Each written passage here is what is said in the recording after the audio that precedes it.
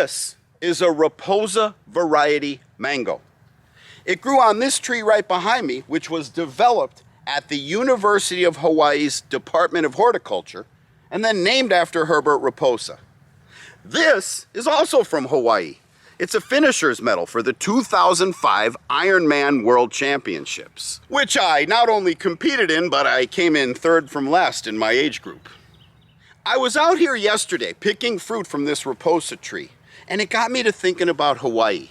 And it got me to thinking about going out there to compete in the Ironman World Championships, which got me to thinking about how much doing an Ironman is like growing fruit trees. For those of you who don't know, an Ironman Triathlon consists of 3 events, and it's listed right here on the medal. There's swimming, biking, and running. You have to swim 2.4 miles, then ride your bike 112 miles, then run a full marathon of 26.2 miles. You're given from 7 a.m. in the morning till midnight to compete. I think that's what, 17 hours. You have 17 hours to finish the event. If you come in at even 5 seconds over midnight, you didn't finish it, you don't get one of these medals. It is an accomplishment that takes a lot of time, a lot of planning, a lot of sacrifice, and it is a really long time before you get the payoff. Doesn't that sound a lot like growing fruit trees? Doing an Ironman triathlon and growing fruit trees are long-term commitments. These gigantic mango trees behind me, they're 30 years old. They're mature. This one produces these whopper 5-pound mangoes. They all started life as an itty-bitty seedling. Now that seedling, left to its own devices, it's not going to grow up into a big, strong tree that gives delicious fruit. You're not going to be able to reap the rewards if you just sit back and let it grow. Just like as a person, if you don't do anything, if you don't do any running, if you don't learn how to swim, if you don't learn how to ride a bike and ride a bike really fast, you're not going to be able to do an Ironman, and you're not going to get one of these awards, one of these medals, if you don't know how to properly grow your seedling into an adult mature tree so that it bears fruit. You ain't never going to get the fruit. Now let me just do a little work here while we're chatting. Pineapple is another fruit that is a long-term commitment. When you eat a pineapple, you can cut this crown off and put it in dirt.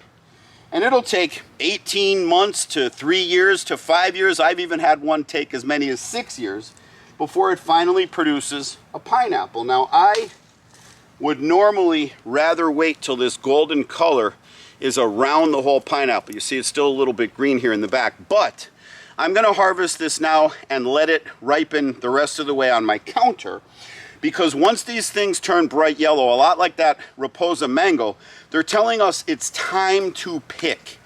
But they're not just telling us that, they're telling the squirrels, they're telling the raccoons, they're telling all kinds of critters and birds to come pick it. So if I don't get out here and get these pineapples first, the critters do. But something I want to show you now, once the 18 months goes by and you harvest your pineapple, so I'll just put that in my bin here, that's not going to grow you another pineapple. But before it dies or before it gives the fruit, some of them put out a pup, like this little guy here. So what I could do is I could actually harvest this pup, just pull it right off the stalk that it's growing out of, open up a little space here in this soil in front of me, plant it,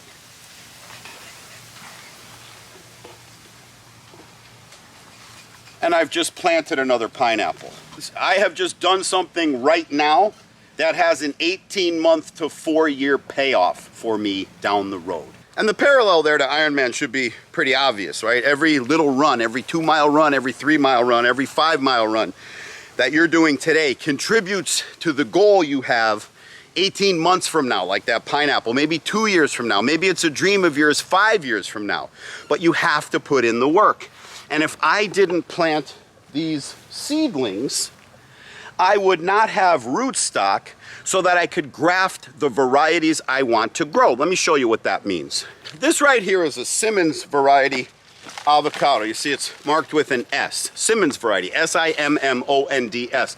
This is an early season variety. It ripens in the month of June, and it is really delicious. To me, it has like a cashew nut flavor. It's very different than the Hass that you buy in the supermarket. It's got a much lighter, much nuttier flavor. It's not nearly as high in oil as the Hass. But the way I grow a Simmons and the way I know I'm going to get a Simmons is I can't just let these seedlings grow on their own.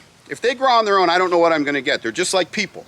When you have a little baby in front of you, you know, you go, your brother has a baby and you have a little nephew or a little niece. You look down at that little niece or nephew. You don't know if they're going to be a great athlete, a scholar, or some kind of lazy deadbeat, right?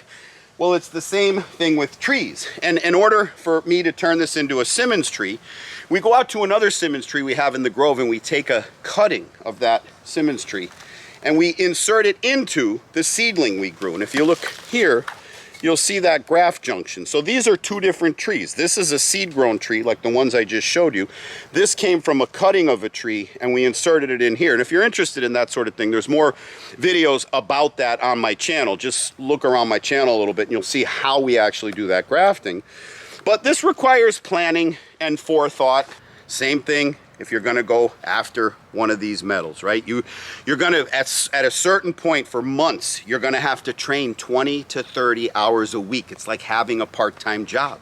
You got to say to yourself, how am I going to make that work? How am I going to keep my real job? How am I going to take care of my family? How am I going to meet my other social obligations while carving out 20 to 30 hours a week to dedicate to my dream of running across the finish line at the Ironman Triathlon in Kona, Hawaii.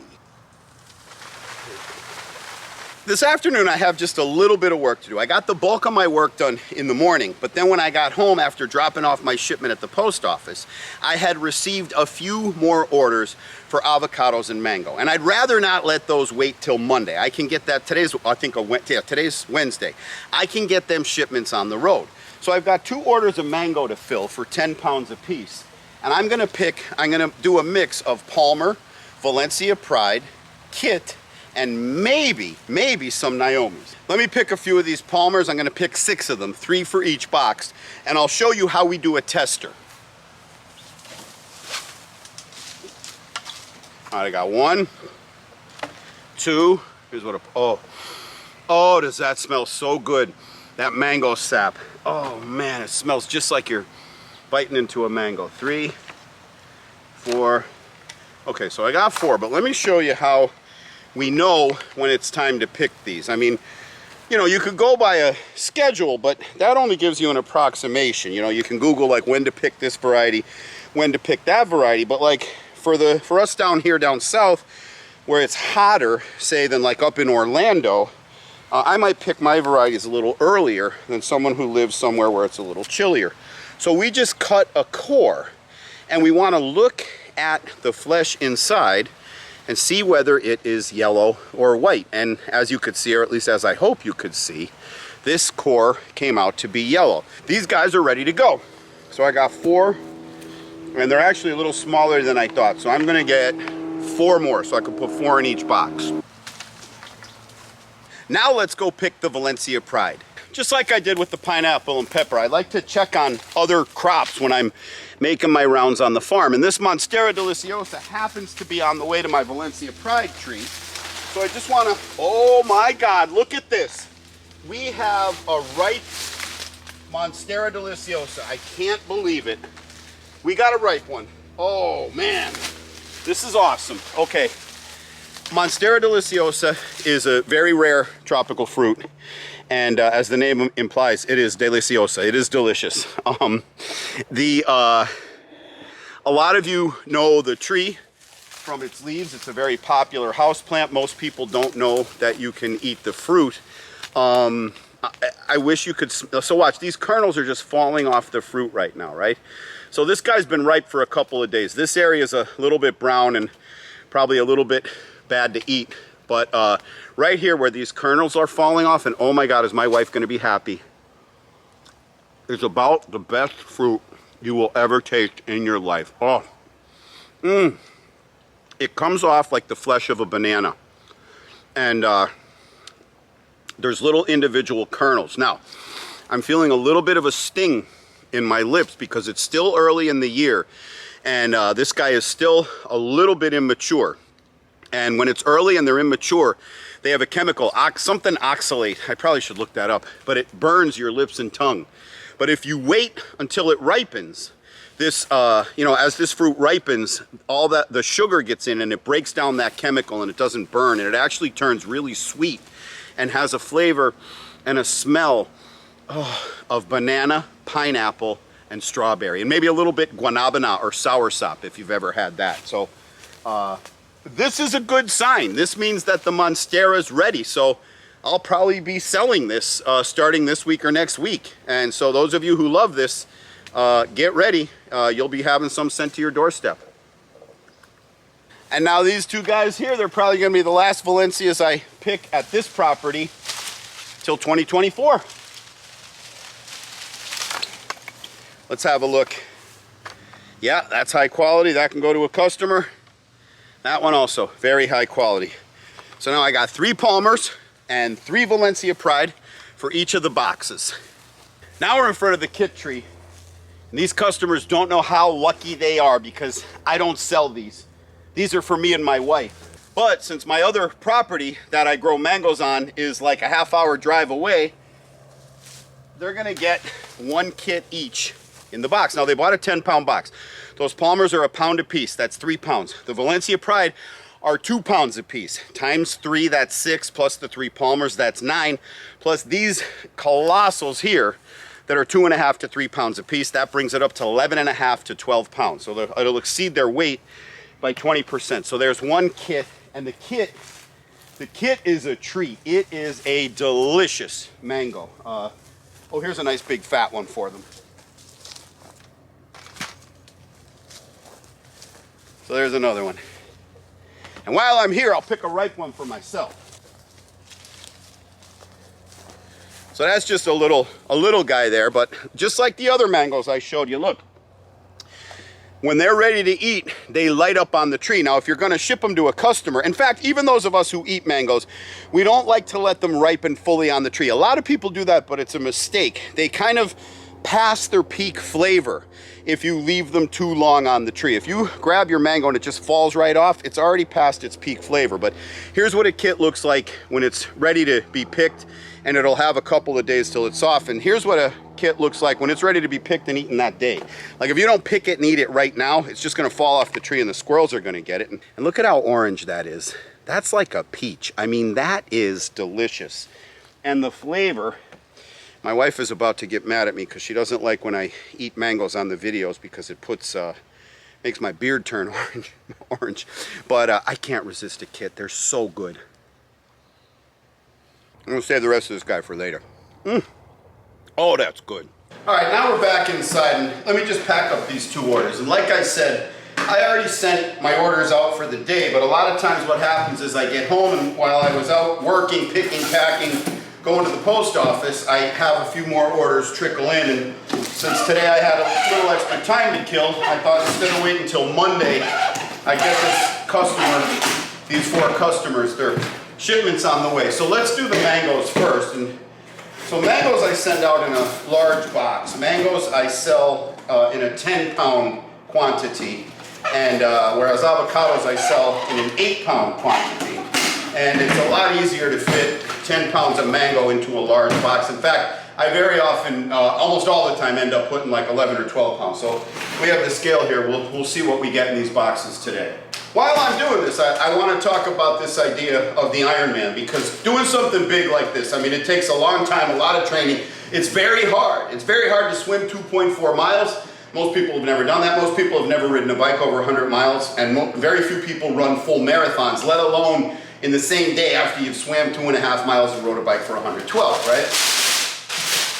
Not to mention all the training, all the stuff you have to learn about equipment, all the stuff you have to learn about techniques, the money you have to come up with for the bicycle and for the travel. It's a big commitment. And with it comes a lot of self-doubt. And I know growers have a lot of self-doubt because most of the questions I get are more about reassurance. They're more emotionally related than the actual technicality of how to grow something. People are worried, is this too close to my house? Is this too close to my fence? How many trees can I fit in? You know, and that, so I'm gonna put these palmers in the box too. So 1, 2, 3 for this box. 1, 2, 3 palmers for this box. And so people get kind of caught up in that fear, that anxiety about, am I doing the right thing and I don't want to make a mistake? And I had a lot of those feelings about doing an Ironman. And I started out with all those feelings, right? I don't know if I could do this. I don't know if I could run that far, swim that far, ride a bike that far, let alone the same day. I don't know if I have that kind of, you know, physical capability, yada, yada. I ended up not only doing the Ironman, but I ended up doing the World Championships. And I must reiterate, I came in 3rd from last in my age group. I know I'm bragging a little bit about doing an Ironman, but I don't want to go too far and say that I like overperformed. I did terrible in terms of against my competitors. But I wasn't there to race, so now I'm going to put these kits in. 1 kit here, and 1 kit there. Oh no, actually I picked enough palmers that I could put 4 in each box. That's right. So 1, 2, 3, 4.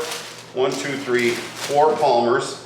Now we're going to do the Valencia Pride. So there's 1, there's 2, and there. I want to make sure I don't put the ones that were soft. There's number 3, and here we go. VP. There's number 1, number 2, and number 3. Now let me weigh this guy. So my scale's zeroed out. Yeah, look at that. It pegged out. That's at 10.5. No wait. That's at, yeah, that's at, wait, no, that would be 11. That's almost 12 pounds in that box. And I think this one's gonna have even a little bit more. Yeah, that guy pegged out the scale. So he's at about 12.5. So my customer bought 10 pounds of mango, but they're getting lucky today because they're getting 12.5 pounds and they're each getting a kit in the box, which is from my personal stash. Now let's put a little bit more packing in there. So the thing I want to tell you all about, if you're fearful of growing or you're having doubts, just go ahead and do it. Who cares, man? Just plant some trees, read a little bit how to do it, watch some videos, go by what you think, and if you fail, so what? You can always rip the tree out of the ground and put a new one in. You don't have to do it perfectly, you know? And don't be afraid that it's a long-term commitment. You know, people say, oh, I don't know, I don't want to wait that long. I don't know if I'm still going to be living here. Well, look at it this way.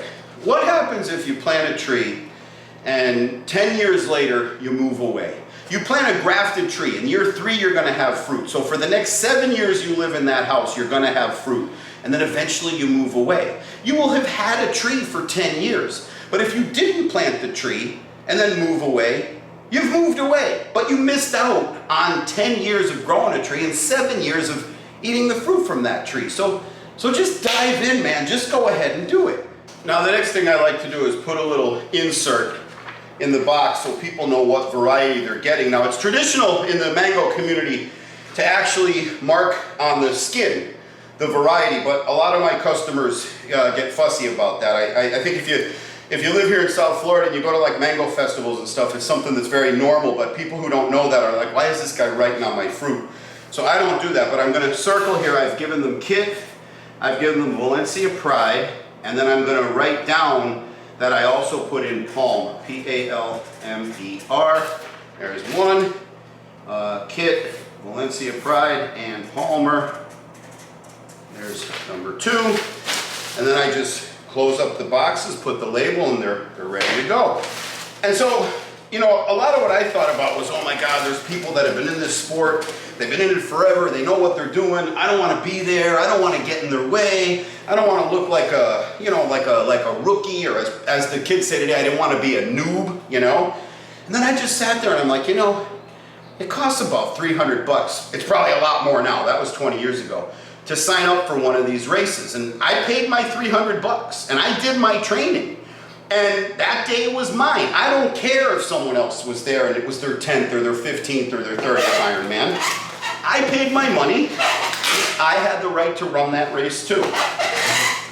And it's the same for you guys with your trees. Don't worry about those fussy people on Facebook who sits there talking about, you know, the perfect way to grow something, and oh, that was a mistake and this was a mistake. That's just a lot of jive. You know, it's your yard, it's your money. If you buy a tree, plant that tree, grow it and be happy with it. And be happy even with the mistakes you make. You're not supposed to get things perfect the first time around. You know, I remember I was in the airport on the way to Ironman, Arizona. I've done the Ironman twice. In order to do the World Championships, you have to have done at least an Ironman once. You have to show them you can at least finish the course. And so to do my qualification race, I did it out in Arizona. And on the way there, you know, when you're in the airport, you can tell who's on their way to do this race. Well, first of all, they're pushing big bike cases, but you could just tell by looking at people the shape they're in. They're all, you know, they're all very low body fat, just very athletic looking. And this guy came up to me, he's like, hey, you on your way to Tempe to do the Ironman? I'm like, yeah. He's like, oh, so am I. He says, he goes, what's your hydration strategy? I'm like, I never heard the term. I never heard that phrase, hydration strategy, before. I mean, I'm gonna drink water and Gatorade if that's what you mean. He's like, oh man, you don't use any powders, you don't use any electrolyte mix. And now remember, this was 2005 and that stuff was just starting to come out.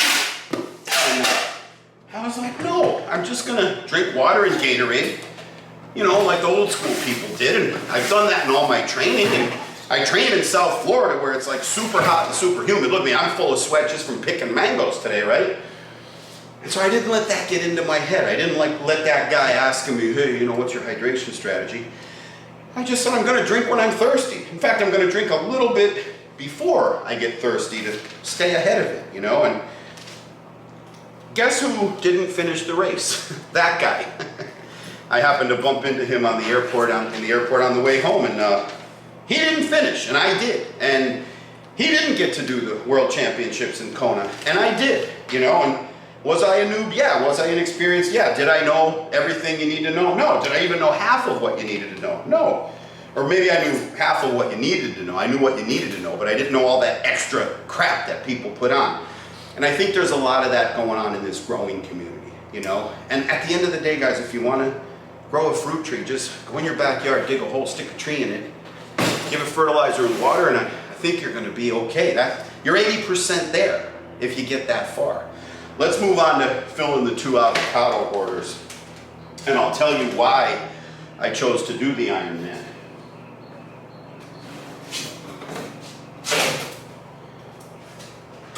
And this is a common story. You'll hear a lot of people who've done the Ironman tell you. In 1981 on Wide World of Sports, I was sitting there with my mom. I was 10 years old. This obscure sport came on TV called Ironman Triathlon.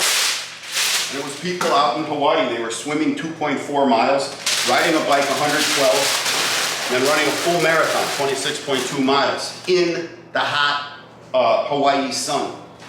And I watched that with my mom, and I was fascinated. They talked about, you know, how the people had to hydrate and how they had to eat like bananas and different kind of foods to get the right electrolytes and to get the right potassium and all that kind of stuff into their system. And back then, even at the halfway point, or every now and then, every so many miles, they made you jump on a scale and they weighed you to make sure you weren't losing too much water weight. And, you know, because you could die doing this event. And it fascinated with me. It stuck with me kind of like as a novelty for the rest of my life. I was like obsessed with watching, not obsessed with doing. Ooh, 8 pounds on the nose. Not obsessed with doing, but obsessed. In fact, that was 8. I'm going to give this person well, let me see what I could do here with these ones. Not obsessed with doing the Ironman, but obsessed with watching it. And I would watch it every year. And then as I started to get older and develop different philosophies about life, I would notice if I was timid about doing something I wanted to do, and I'd force myself to do it. I'd say, why not? You know, what's holding you back? And I'd always like kind of secretly wanted to be one of the types of people that could do one of these Ironman triathlons. And so I 8 pounds and a little bit. I started looking into it, and I started becoming obsessed with it. And I bought a book on how to train for it. And I started doing like smaller distance Ironmans. And little by little, I increased the distance. And then, you know, I signed up for Arizona so that I could do my qualification race for Kona, which was the championship. But I'm not fast enough to qualify, like to get a locked-in spot. I had to get a wild card or a lottery spot. And so I put my name in to be chosen to do the race in Hawaii, because the race in Hawaii is the World Championships. I mean, there's if you're doing the Hawaii Ironman World Championships, you're not just a decent swimmer, a decent biker, and a decent runner who can string it all together. You are a top world quality. I mean, top notch, one of the best swimmers in the world, one of the best cyclists in the world, and one of the best runners in the world, if you've earned a spot in Kona.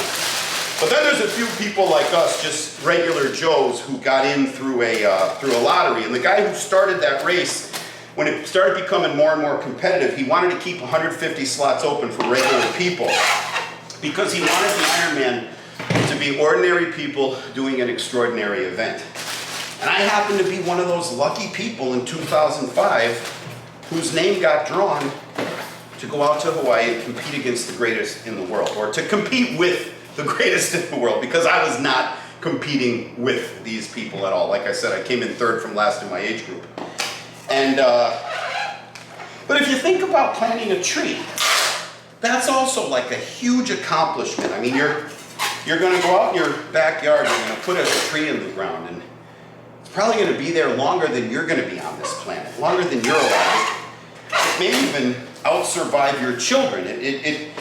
Maybe if the house stays in the family, your grandchildren will be raising their own children, eating the fruit from the tree that you planted. And that's a really big thing. It's a legacy thing. It's something to really be proud of. But it's not going to happen overnight, right? If you want to make that happen, you got to get out there. You got to dig that hole. You got to buy yourself a grafted tree. You got to get that tree in the hole. You got to take care of it. And in about 4 years, you'll start getting fruit. And in 5 years, you'll start getting a lot of fruit. And in 6 or 7, you'll probably be getting more fruit than you and your family could eat. And you'll be reaping the benefits 5, 6, 7 years down the road, 10 years down the road, 12 years down the road. You'll be reaping the benefits of your hard work. I remember in the Ironman, in the World Championships, the pros go out 15 minutes ahead of the amateurs. And the mile 24, at mile 24 you can turn right.